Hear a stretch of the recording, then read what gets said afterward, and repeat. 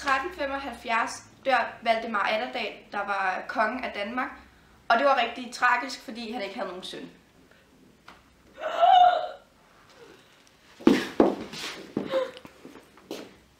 Nej, han er død! Hvem skal du være konge?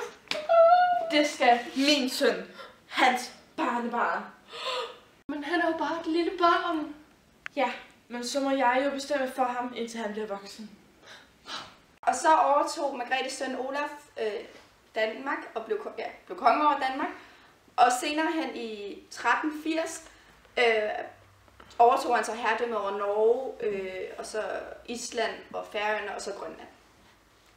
Af bare en alder af 16 år døde Olaf i 1387, og det var rigtig synd for ham.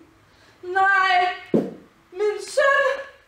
Altså, du har jo alligevel haft magten i noget tid nu, så kan du ikke bare blive ved, indtil vi finder en ny konge? Så jo, det kan jeg godt. Ja, i 1389 overtager Margrethe magten i Sverige og bliver udnævnt til regent på livstid i Norge, og Margrethe regerer mere eller mindre enevældigt i rigtig mange år. Al magt til Margrethe! Vores dronning! Margrethe styrer! I 1397 har Margrethe så meget magt, at hun kan frit vælge en ny konge. Det burde egentlig være Margrethes nærmeste mandlige slægtning, men han var fra det tyske område Mecklenburg, og det var det område, Sverige lige havde været i krig med, så derfor valgte hun sin søsters barnebarn. Du kan sgu da ikke have bukeslag, hvis du skal være konge af Danmark, altså. Oh my god. Jeg tror, hvad med Erik? Nej. Jo, Erik? Erik af Pommern, det er godt, ja. Vi kroner dig hermed. Erik af Pommern. Et unionsbrev fra Danmark, Norge og Sverige blev lavet, og de 3 hovedpunkter var: 1. Proceduren for fremtidig kongevalg. Der skulle være én konge for alle 3 riger. 2. De forenede rigers forhold til udlandet. 3. At sikre freden mellem de 3 riger. Der blev kun skrevet et eksemplar af brevet, og det beholdt Margrethe for sig selv. Så hun havde mere eller mindre magten over alle rigerne, da hun ligesom var den eneste, der havde adgang til loven. Jeg har al magten nu.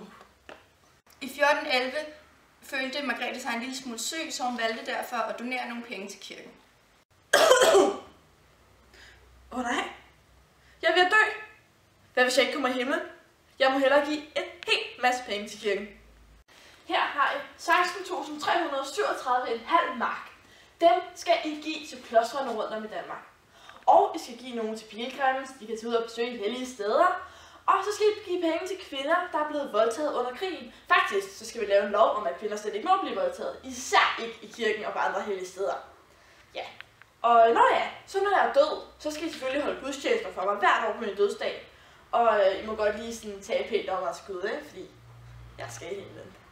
Margrethe hun blev rask igen, og så i 1412, der tog hun til Flensborg, men der fik hun desværre pest og døde som 59-årig.